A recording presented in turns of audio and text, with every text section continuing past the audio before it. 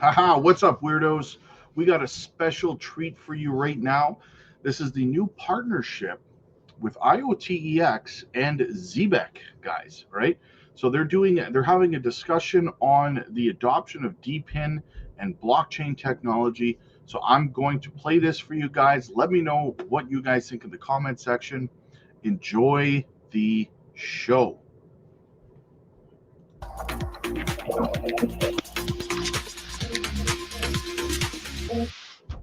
Also want to learn about all kinds of things from traditional finance to the world of payments where we operate to the world of DPIN where ZEBEC is initiating its own pilot program. And we're lucky to have you in the studio. IoTeX is the OG of DPIN world. We had the privilege of talking to Hive Mapper to Helium before on our series, but it's a privilege to have you here. As I mentioned in our pre-talk before, I learned gazillion things from you as you were describing the field. So please introduce yourself, introduce IoTeX, coming all off from Token 2049 from Singapore. And you guys had a couple of days there for the event. So bring us in, introduce yourself and your company and the companies that you incubating within your ecosystem. So welcome. Absolutely. So thanks so much for having me. Excited to chat all things DePIN today. My name is Larry, head of ecosystem here at IoTeX. My background is I was in management consulting before joining IoTeX back in 2018. During my consulting career, I worked on a lot of infrastructure projects like buy versus build assessments for large tier one banks.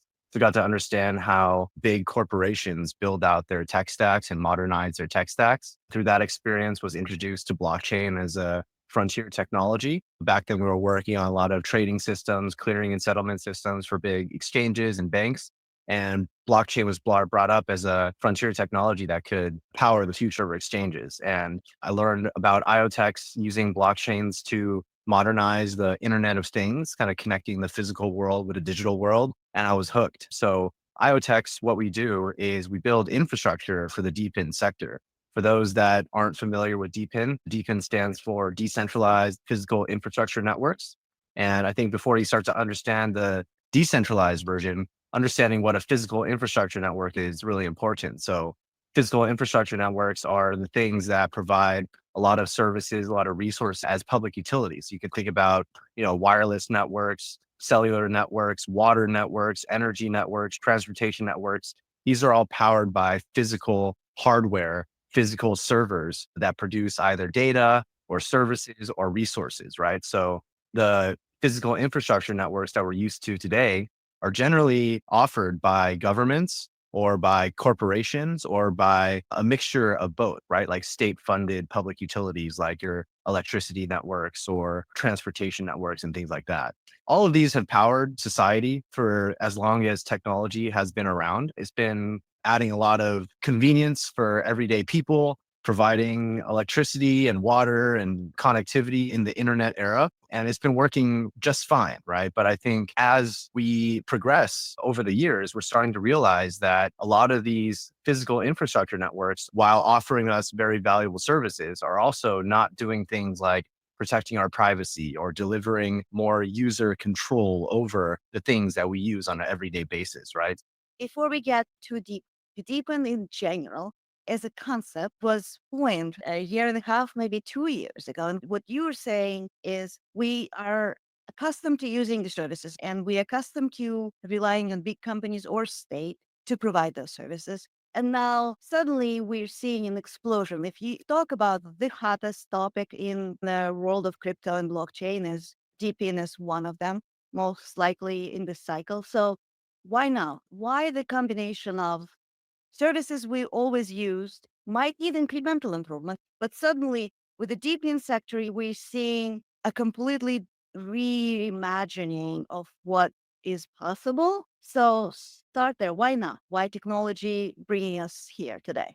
Yeah, I think if we think about like the core merits of why blockchain and decentralization is important, it's to bring trust and transparency to things that the legacy systems weren't as trusted or transparent, right? It's really why finance has been really the first sector to take off with blockchain because no one really knows what's going on behind the scenes of the finance world, right? It's not very equitable. A lot of fees from centralized corporations are being taken from everyday people for providing basic services, right? Cost and money. As soon as you start saving one or another, you're on the map. Yeah, exactly. So taking that kind of as the starting point for a lot of people's introduction into the blockchain world, the next category that really affects a lot of people is all these devices that they use on an everyday basis, right? Obviously, providing a lot of convenience, just like a checking or a savings account does. But why do the devices also need to be hoarding our data? And we don't really understand where all the value that these devices are generating is. Similar to like the social media concept of if this product is free, then you are the product. A lot of the things that happen with our utilities today, with the devices that we use on an everyday basis, have a lot of black boxes that can be cleared with blockchain. So I think that's really why the DePIN sector is really taking off because it's very intuitive to people that if we have this trusted foundation, trusted technology, where can it be applied next? Finance is one of them. And the real world economy is the next massive sector that I think blockchain is going to be tackling. So DePIN is very broad, right? I think there's a lot of different examples of what DePINs are. There's some DePINs that produce valuable data on top of which applications can be built.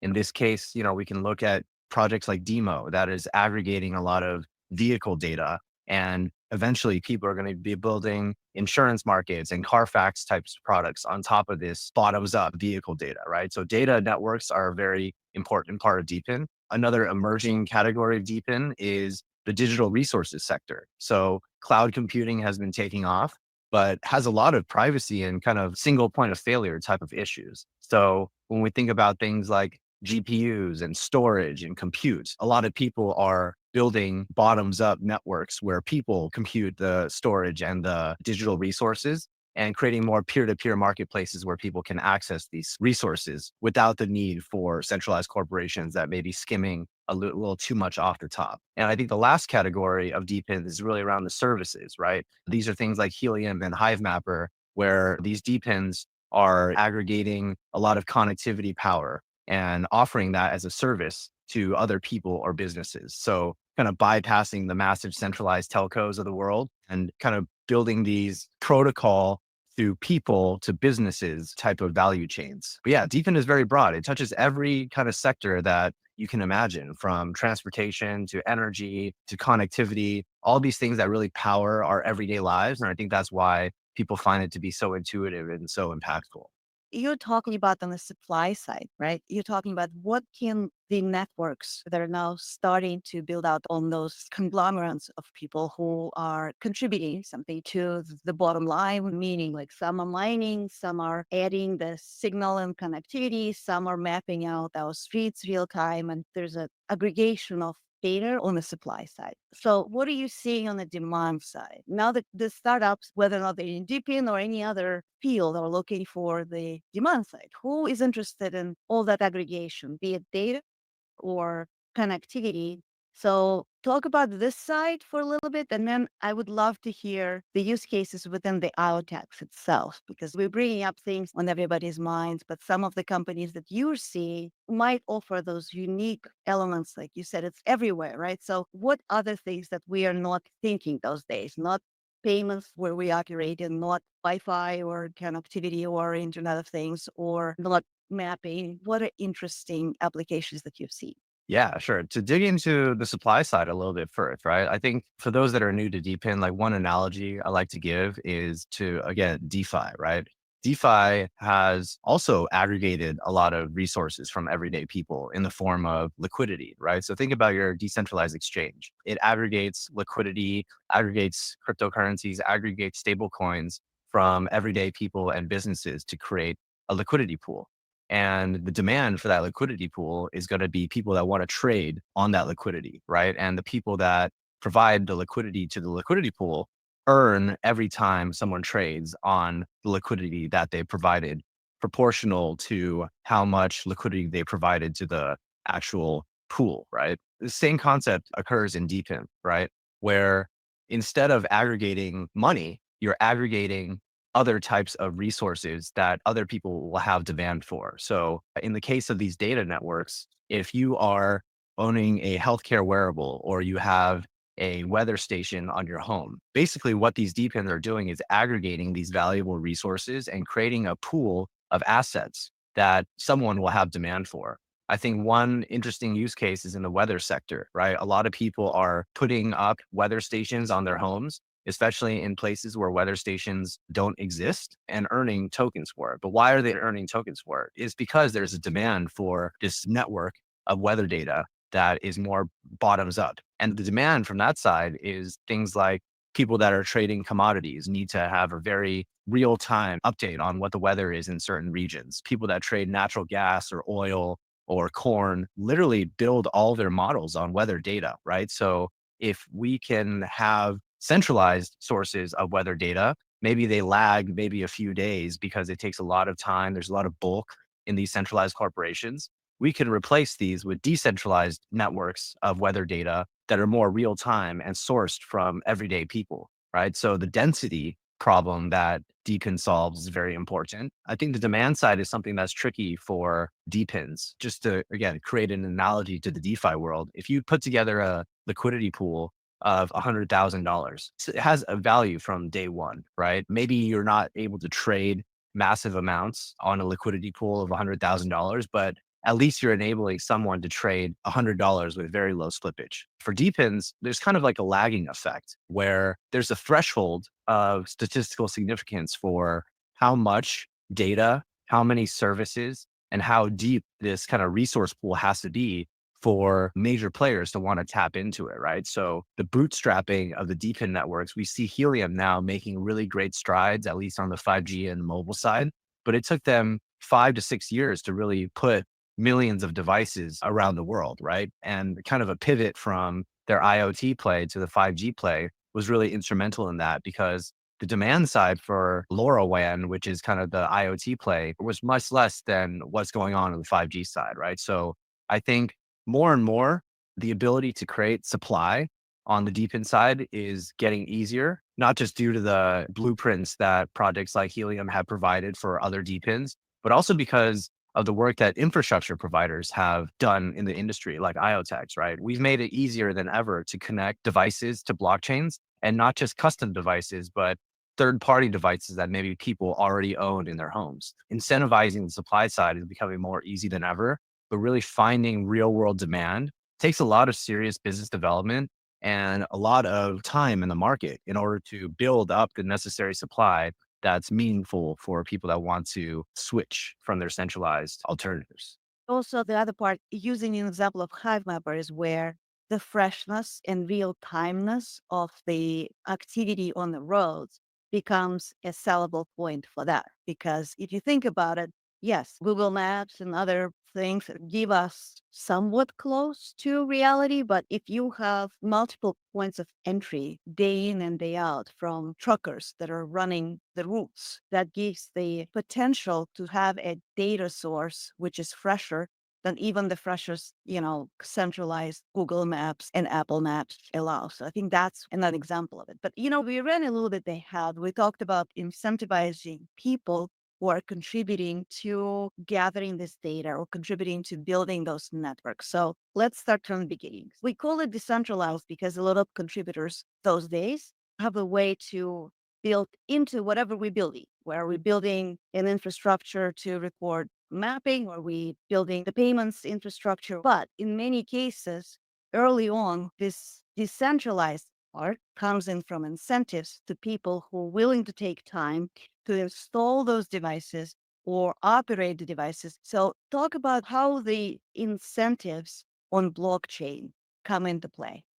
Yeah, this is one really important facet that I think DePIN provides to physical infrastructure networks, because hardware is tricky, right? Hardware is hard. It's hard to put up new hardware all around the world just due to the capital expenditure and the regional, kind of local, kind of jurisdictional discrepancies, right?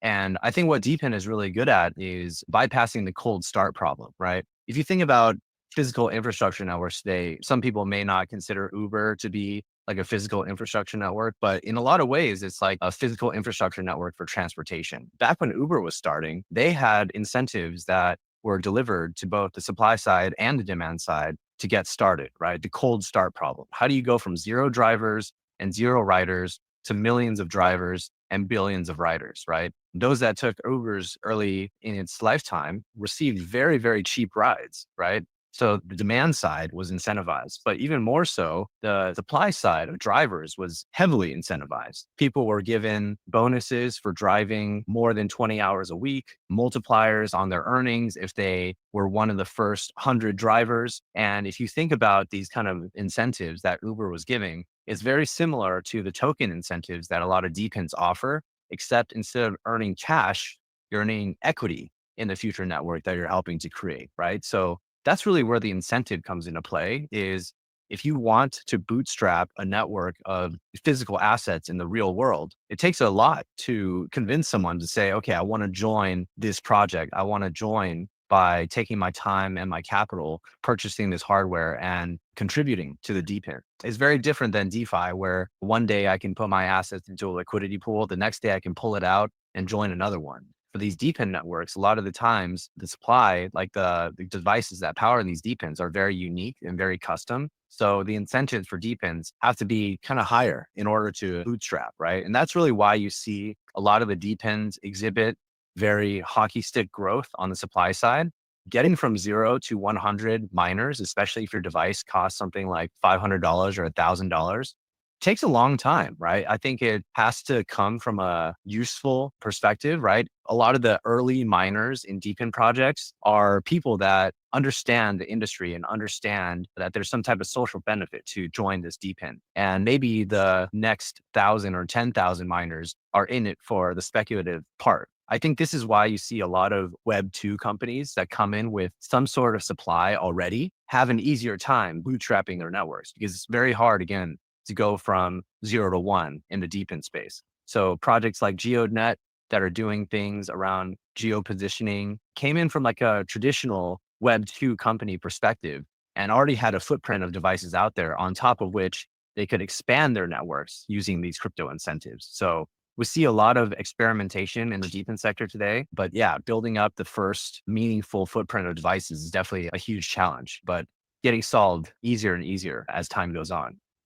Yeah, we experienced something like that in our own companies. Our ambitious goals of putting our own POS in every shop and store around the world and networking those things into our own sounds like a dream and sounds very logical. But then talk about jurisdictions, talk about actually the device and partnerships with device manufacturers or building our own device. So we're scaling it to our own ecosystem with our own companies that we already serve on the payroll side. I think it's a perfect fit and that allows us to fine tune both the actual processing of the payments and the crypto payments through our terminals, as well as figuring out the correct balance of the incentives. You guys in your ecosystem have unique use cases. You talked about weather use cases. Anything else that comes to mind that you want to share and what's next for IoTeX? I'd love to know what are you excited about? What has kind of warmed your own heart and where it's all going? Yeah, I think one of the big focuses that IoTeX has, we have examples of DPINs in almost every vertical, from weather data to GPUs to,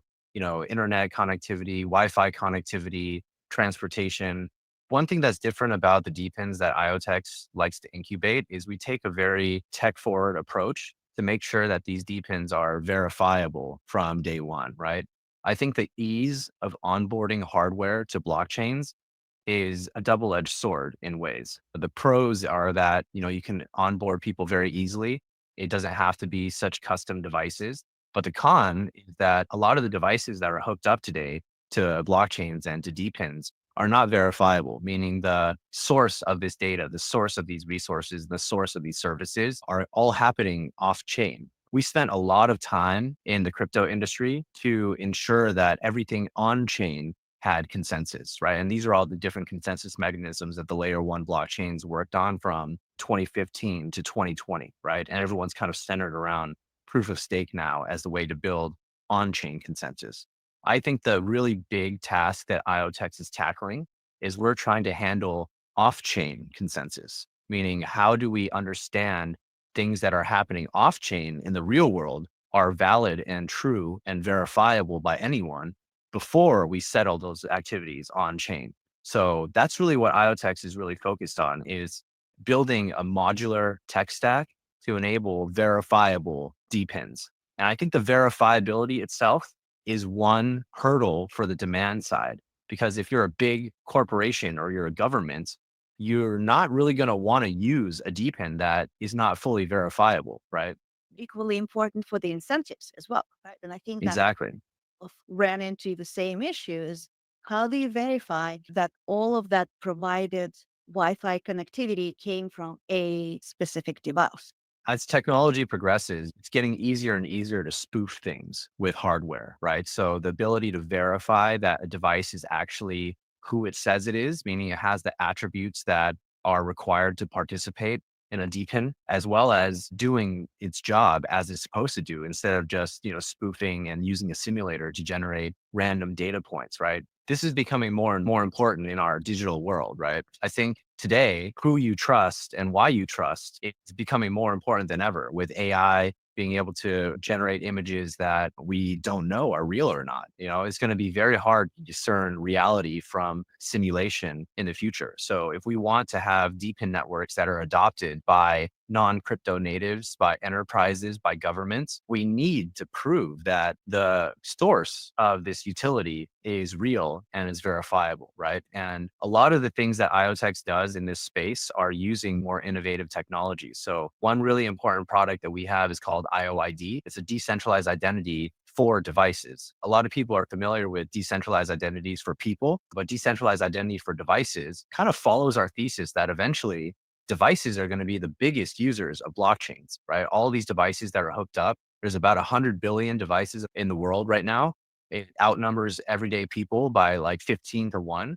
These devices are going to need their own crypto wallets. They're going to need their own credentials. They're going to need a way for people to trust that, hey, this is a real device instead of a simulated device, right? So IOID is really important. The other flagship product that we have that's kind of layered on top of our layer one blockchain is a product called WebString, which utilizes zero knowledge proofs to verify that what a device did in the real world is actually true. So the whole ZK world, a lot of people are using this to verify bridge transactions, Oracle transactions, roll-up transactions. But I think the biggest source transactions are going to be things that are coming from the real world that we need to verify before we settle to the blockchain sector. So yeah, all the DPINs on IoTeX that are building with our tech stack come from this kind of verifiable by design starting point. I think eventually a lot of the projects out there that are not using verifiable tech stacks will need to adopt verifiable modules. And that's also something that IoTeX provides and we prioritize, right? Even other DPINs that are building on other chains like Polygon or Solana can use our modules for off-chain computation, ZK compute, decentralized identity for devices, and slowly start to verify different parts of their tech stacks over time. People want to go to market fast. They want to capture market share. They want to build their community. So no fault to these DPINs that want to launch using some centralized infrastructure and decentralize over time. It's the same case with what DeFi looked like early in the DeFi world or DeFi summer. But over time, we need to verify everything that's happening off chain before the DePIN sector can be really, really taken seriously. So IoTeX is really building infrastructure for that purpose. Yeah. You're totally right. This has been fantastic. Is there any question that I should have asked you that I didn't ask and you would love to answer? No, I think we covered most of it. Yeah. We kind of bounced around like a little bit, but hopefully it was good. I would love to continue this on for another hour because, as I said, I think you put things in a great perspective. And plus, you are in the mix and you've been in the mix for so much longer. Sorry, I was muted there. Absolutely, guys. Listen, IoTeX, a key partner, not only with ZEBEC, but also, if you didn't know, a key partner with Jasmy as well. Yes, that's right. In the latter part of 2024, they had announced a partnership between Jasmy Junction and IoTeX as well, guys. DPIN is in the early phases of adoption here, which is what they were talking about here. That's why getting in early on these kind of plays, Jasmy, ZEBEC, Onyx coin, right? All of these phenomenal XYO, XPR, right? Moonwell, so many fantastic projects. And we're in the early phases. Helium Mobile, we're in the early phases of this adoption, guys. This is the way that the world is, the direction that the world is moving into technologically, right? IoT, everything is IoT. I've joked about it before. Your toothbrush, for crying out loud, at some point is going to be an IoT device. Everything is going to be interconnected with, it's all going to be IoT. And we're in the early phases of this adoption, right? That's why I say, guys, ZEBEC, projects like Junction, where they're connecting all of Panasonic's IoT devices. This is the wave of the future, guys. And a lot of people are going to miss it. So be glad that you're here now and appreciate the opportunity that's in front of you. Now, listen, guys, quick shout out to the channel sponsor, Descent Self-Custody Wallet. Make sure you get yourselves one today with our link down below. Get a phenomenal deal.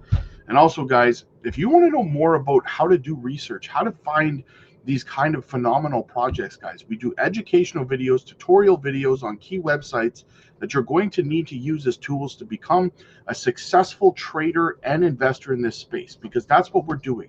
We're building successful traders and investors in this space for the long haul. This is not a get rich quick scheme, guys, in crypto. That's not what crypto is. This is a become successful at this and make life-changing wealth for you and your family. There's a difference between riches and wealth, right? So come on over to our community, guys. The link is down below. Join the Patreon. We're live every single evening. We drop microcap gem videos over there so you can get in early on projects. We've helped over 28 people hit 7-figure portfolios over on the Patreon, where we do, like I said, educational videos. You can book one-on-one coaching calls with me personally, absolutely for free over there as well. So come on over, guys. We can sit down, we can have a look at your portfolio, make sure you're not over diversified, under diversified, or anything in between. Make sure you're not holding junky projects that aren't going to do that well, and we can help you consolidate it down to a phenomenal portfolio that's going to maximize your potential ROI in this bull run. So check it out, guys. The link is down below. Click like if you like this video. Click subscribe if you really liked it. I'll see you guys in the next one. God bless.